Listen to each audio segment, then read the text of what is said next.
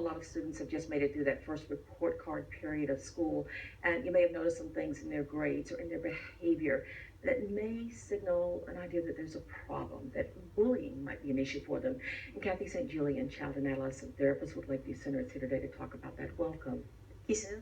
When we talk about bullying, what is it today? We used to think about the teasing and taunting, but with the advent of social media, how do we define bullying?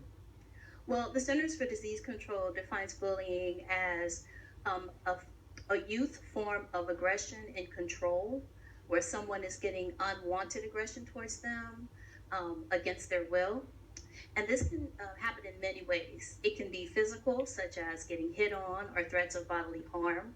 It can be emotional, where mean things are being said to them, demeaning their character. It can be social, where rumors are being spread about them being a certain kind of person or embarrassing them amongst their peers. And it can also be cyber, like you mentioned, the use of electronic media or the internet. Who is usually the target of the bully? Is there a certain type of person that people seem to hone in on? It seems like that, but the truth is anyone can be bullied. But we know that those who have poor self-esteem or poor peer relations are stand out for any reason that's unique might tend to be more targeted. And quite frequently, kids are actually bullied by people they consider friends or someone that they've had an intimate relationship with. I was going to ask you, who does the bullying? What is the character of that individual, or what's going on with them? Well, oftentimes the person who bullies has indeed been bullied by themselves. And those students are at high risk for mental health and physical problems themselves, as well as the victims of the bullying. They can suffer from depression, anxiety. They can have trouble eating and sleeping, managing their daily life and focusing. I would imagine that sometimes it can be difficult for a child to admit that they're being bullied because maybe they feel like they should be able to stand up for themselves, or again, just something that's difficult to admit even to a parent. How can a parent know that something might be going on, that bullying might be occurring with their child? Well, two ways. One, the child might actually say, someone is being mean to me. If your child tells you that they are feeling like they're being bullied, believe them.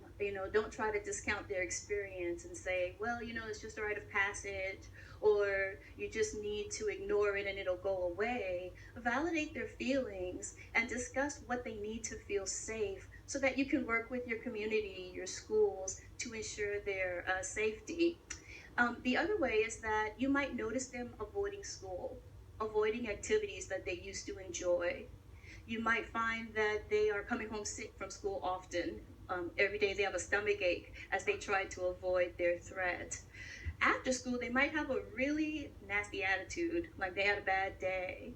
So instead of saying, well, how was your day? Or did you have a good day today? You can ask more probing questions and find out more about what's actually going on for them throughout their school day. What should a parent do if they suspect or know that their child is being bullied? Kind of let them handle it or intervene? Well, again, talking with your child about their needs is a great first start because your effort is to help your child always, but you want it to be meaningful. So knowing what their needs are is a great first start.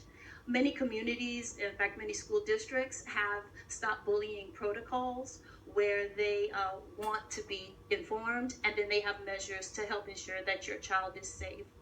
But important thing, first step, don't discount it. Yes, ma'am. Kathy, thanks so much for being with us. Thank you, Sue. We'll be right back.